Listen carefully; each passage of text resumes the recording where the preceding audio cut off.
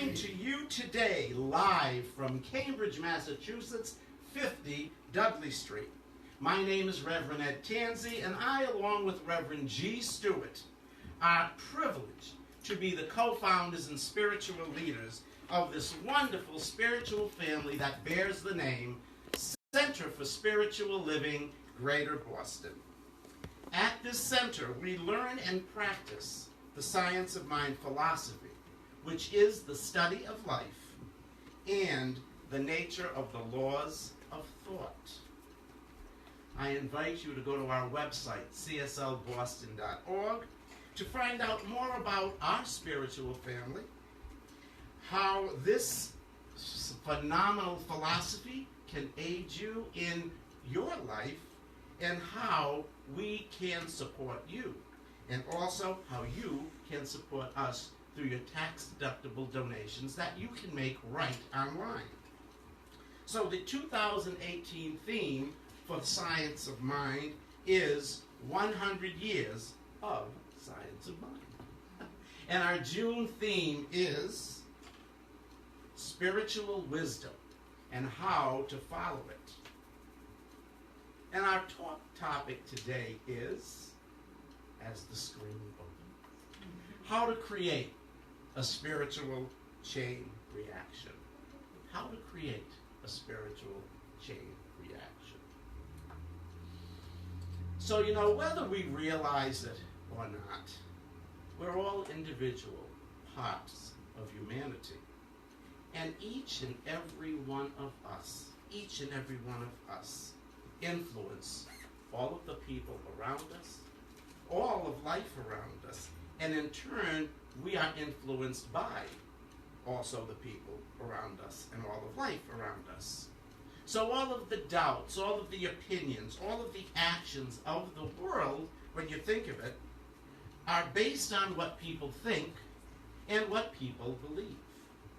Now, as religious scientists, we call that race consciousness, and it goes by a few other names. You might have heard of these. Subjective consciousness, race consensus, or race belief. Any of you students kind of get those? Oh, good. Classes are working. Okay. So, now, since the explosion of the first atom bomb, a lot has been written about the possibility of a chain reaction that might destroy civilization as we understand it. And it was Dr. Albert Einstein, along with other physicists, leading physicists, who agreed and wrote about this, but then they stated that all of the nations of the world must learn to live together in peace and in harmony. Peace and in harmony. Or face the possibility that would bring about such negative reactions, those destructive parts of a chain reaction. Now, on the other hand, science has told us this same power, if we use it correctly and use this in positive ways, can be the instrument for the most rapid advance in civilization that the world has ever seen. And this limitless energy can be used for good. It can be used for good.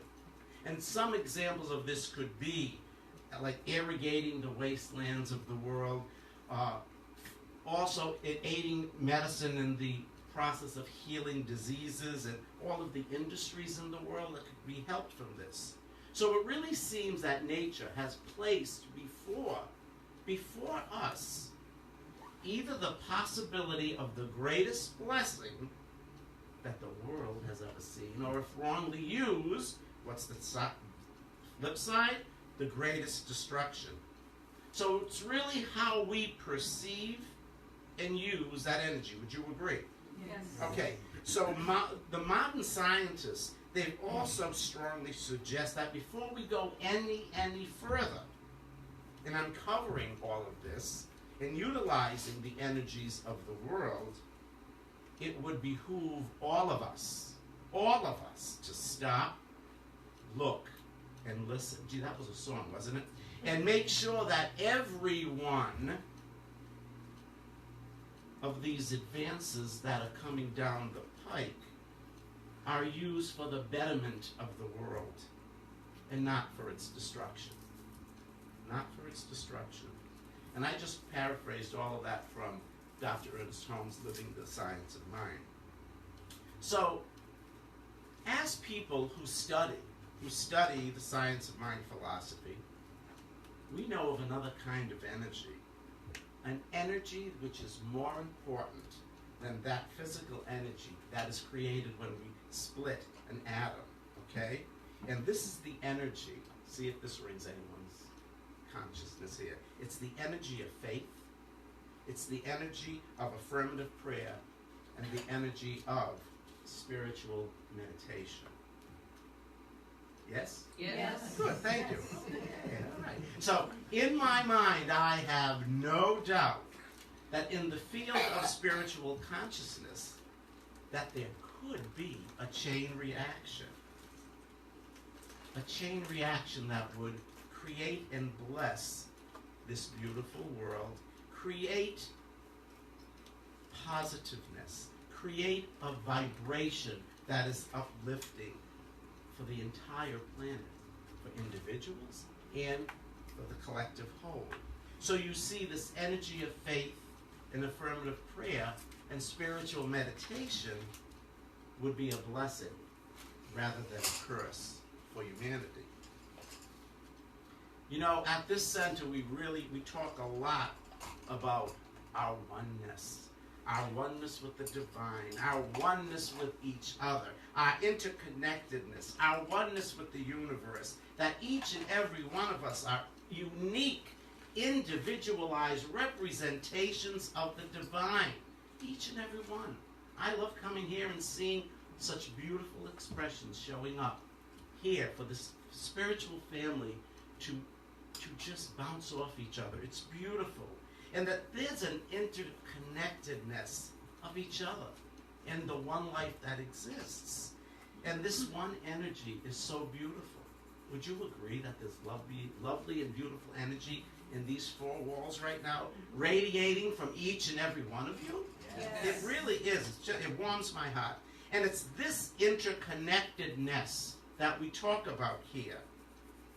That is what influences all of us and everyone around us, knowing that we are making up the whole. We are one that makes up the whole of life. And here's what I feel is very imperative, that each and every one of us walk the walk and talk the talk. And also, in doing that, to remember how necessary it is for each of us to be examples of that interconnectedness. Be examples of the oneness we so talk about here as we go out and be our unique individual selves, our unique individual expressions. Remember, each and every one of us, we are all so important and necessary for the whole of life. We really are. And I always say that each one of us makes up that beautiful floral bouquet that I call life. Or that each and every one of us are intricate and important parts of that quilt that I call life. So you're either a quilt or you're a flower. It's up to you. It's whatever. So our presence is so important. And it really is vital for each of us to show up as love. Show up as love that each and every one of us are. That love that is the nature of each and every one of us. That love which is the nature of the divine. You know, as Miss Vicky said earlier, found a great part of that book, part of our talk. Very, very good, Miss Vicky. That when they enter the room, how their presence affects those around us.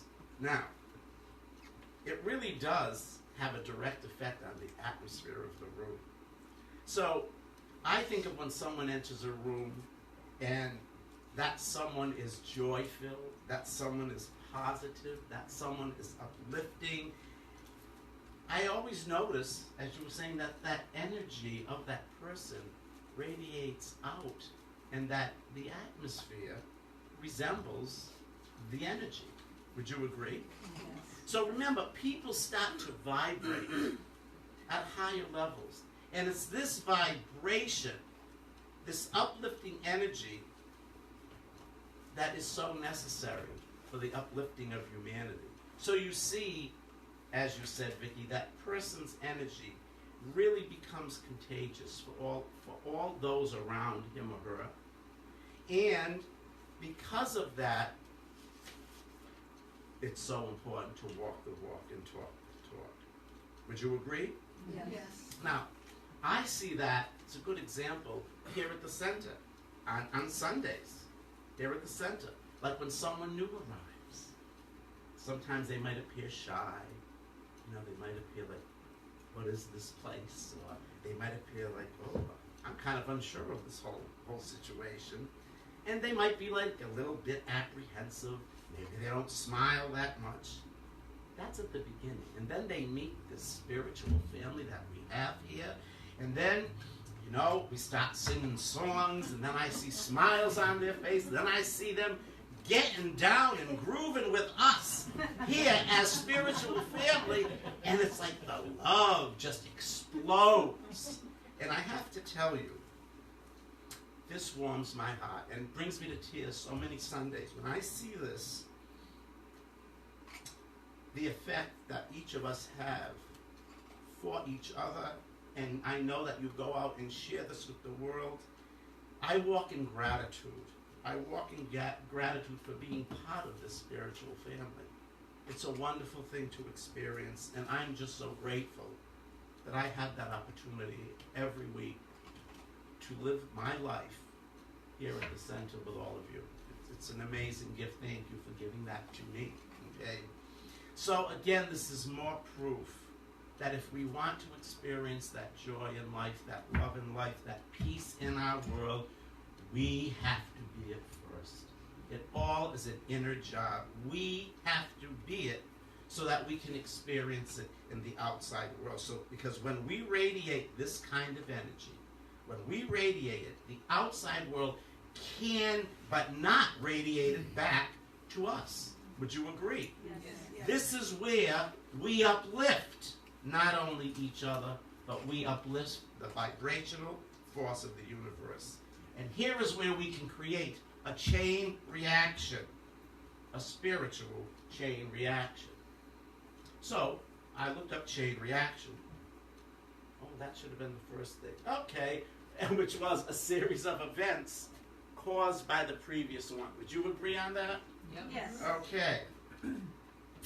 Now it's going to be interesting what the next slide was. That wasn't supposed to be there. So let's see where I'm going next.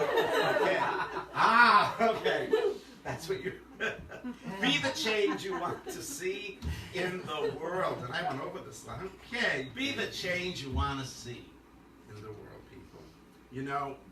Now I know that as I've been vintaging, of course, Rev Ed never uses the word OLD. I don't say it. It's vintaging because I get better like wine. I really enjoy being around people more and more who are uplifting, who are positive, because I get their energy and it does something to me. So I vibrate at a higher frequency when I'm in their presence. And it's really nice for me to be around that kind of energy. Do any of you like that yourself? Yes. Why be around like that energy that is low? I mean, no, because I don't want to take that on myself. Now, here's another slide, hopefully. Let's see. Aha. Can someone read this quote nice and loudly, please, from The Science of Mind? Yes, Martine. His spirit pervades those around him, and the contagion of his personality influence his environment to such an extent that it finally changes it. Yeah? Yeah. Good. Okay. So, yeah, oh, I like that. You like that? It'll be on our Facebook, I believe, because you always see it on Facebook. Facebook. Okay, we always put that in for the week. Okay. So, we really do have an amazing philosophy. The Science of Mind philosophy. is so, so empowering. It's so uplifting and really so applicable for today's times.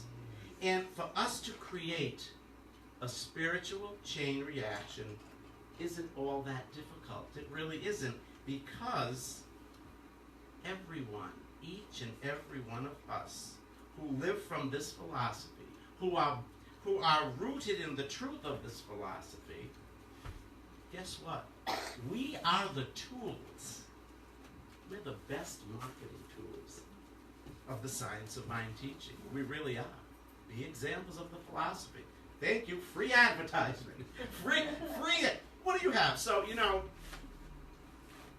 whenever we see someone coming from this truth, from the truths of our being and the divine truth, people around, they really start noticing how we, how you show up, that the kind of life that we're living, and they really want to know, like, what did you do to get that? Where did you go get that? What is it that enables you to have these magnificent experiences? Now, you can't go buy this at Walmart. You can't go buy this at Best Buy or whatever. It's a within job, But people want to know what we have. So I said, just be the examples. This philosophy is going to create more and more people who are attracted to this. And if someone asks you, what's making you so happy? Just let them know. It's the science of mind philosophy. It really is. And it brings me back to when I remember in 2002 when I was brought to this philosophy, not knowing I was being brought to this philosophy, being tricked into coming here. Two friends of mine, you know the story. I mean, I was at the low of my life, and they said, oh, if we don't get this guy some assistance and some positive stuff, he's not going to be around too much longer. And then thank you for those two wonderful people. But after I started studying it, after I started living it, really, people came up to me and said, Ed, what is this? Where did the old Ed go? And how the heck did the heck did you get here? Like, this is amazing. What is transforming you to be like this pleasant human being that you weren't before? That you were a drag, man, like you were not. What did you do? What pill did you take? What drug did you take? What place? What water did you drink? Okay, you see, I was living it. I was showing up in such a way that it was helping people around me. And that never happened before when I would show up. When I would show up, really, people would talk about not positive. Well, let me tell you. So, plain and simple, here's what my call is for each and every one of you. I call each of you to begin a great big chain reaction, a great big spiritual chain reaction. Be the beginners of one, because we know that when it starts, more and more people are going to follow, and more people will be lifting the vibration of humanity. Thank you. Thank you. Thank you, Rick. Ed. You're welcome, Rick G. Do I have any surprise slides coming up? You never know. No, I think I'm in good shape. Okay. Oh, spiritual chain reaction. How do we do that? So what I want to talk about, and I just want to, add on to what Rev Ed has already given us, some wonderful things here. But I want to look at what Ernest Holmes said about the spiritual chain reaction and some other things that I found that were really fascinating about spiritual chain reaction. I want to share that with you today. I want to share with you, or I want to ask you how you can create your own spiritual chain reaction. I want to talk about how we can do that. And the last thing I want to talk about is our own practice of daily creating a spiritual chain reaction. Because we need to do that daily. We need to make that happen daily. So in the Living of the Science of Mind, and Vicki, it was so wonderful that you read that, so now I can put it up in writing so people can look at it. But Ernest Holmes talked about this spiritual chain reaction. No, but I think it's important. When we look at something, sometimes when we see it in the written, it's much stronger for us and it holds in our memories. So he talks about one of the most remarkable evidences of how this silent spiritual force works was exhibited in the life of the late Mahatma Gandhi as he sat quietly before millions of people. Think about that. Sitting quietly before millions of people. And in this great public meeting, a combined atmosphere of confidence and faith was created, which they called darshan. And darshan, which means united spiritual forces of a great multitude of people. Does that sound familiar to anybody if we look at maybe a biblical quote, where two or more are gathered? There's a consciousness going on. It's powerful. And I found this lovely picture of the Indian independence, because what this spiritual chain reaction that Gandhi created was he brought about the freedom of India from British rule. And he set a new idea in motion. What was the new idea that he set into motion? Non-violent protest. Which we are so blessed to have this, because, and this is so up Ernest Holmes' alley. He wasn't about going out and making a big scene about things. He was about doing our inner work. And then if you're called to be in protest, you go in a place of what do you want, not what you're against. Because what we resist persists. Is that correct? Yes. So we, and I love the resist movement. I understand what they're trying to say, but I want to say, honey, what are you for? We are for inclusivity, kindness, love, abundance for all. Kindness that absolutely embraces everyone with love. Would you agree? Yes. And that's what we're about here. Now, the important thing to remember here is that this group was not gathered in a sense of what they did not want, which we've talked about. They were gathered with an intention of what they did want and desire. They wanted a free India, and they received it. They set a consciousness in motion. And we do that so often, sometimes unconsciously. Would you agree? Yes. Because we turn around and say, how'd that crap get in my life?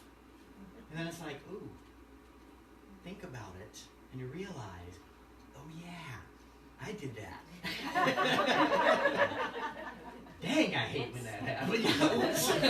Oops. Is that what I really wanted? I don't know. So I wanted to share with this something that I found online, which I thought was so interesting, because I've heard of this before, where groups get together and pray and create changes. So between June 7th and July 30th of 1993, a group of TM, Transcendental Meditation Siddhas, did a controlled experiment to reduce violent crime in Washington, D.C. I wish we could get them together today. Anyway, and so it was known as the TM Crime Prevention Program, or project. At the end, it was shown that violent crime had dropped 23.3%. And the greatest drop of this violent crime took place when the group size was at its peak. It went from 800 people to 4,000 people. You think about Gandhi and what he set into motion. Here's proof of it. Here's physical proof of this. How can we, as a movement, maybe move forward in this idea of bringing forward the desired result of our world? If we can really come together, each one of us, when we leave here, if you can take something from this message and incorporate it into your life and move into the world with that positive energy. And if you need to watch it again, it's live on Facebook for you. So if you need a reminder, you can look at it again. Take notes. Because we sometimes need to hear it again. We sometimes need to have that positive reinforcement. All of the slides that you see here today will pop up on our during the week on our Facebook Live or on our Facebook page. And so there's always that activity going on. as well as other positive things that I find I like to put in there to keep it active and keep us going, because each of us needs that during the week, do we not? Yes. You know, because like Sunday's great, we feel wonderful, and then sometimes the week comes on, it's like, oh boy. Right? It happens. You know, shift happens. Right? So we go there. So now I want to move to this idea of how do we create a spiritual chain reaction in our life? How do we do that? Now, Ernest Holmes tells us in the Living the Science of Mind, more than this, however, we need to remember that this joy, satisfaction, and sense of oneness must be translated into action in your relations with others. So what's he telling us here? What's he telling us? That we need to take this spiritual reaction and we need to bring it into our reaction, in our activities with others, right? Because this love is only good that I feel if I am sharing it in the world. Is that not true? If I'm keeping it to myself and I'm hiding my light,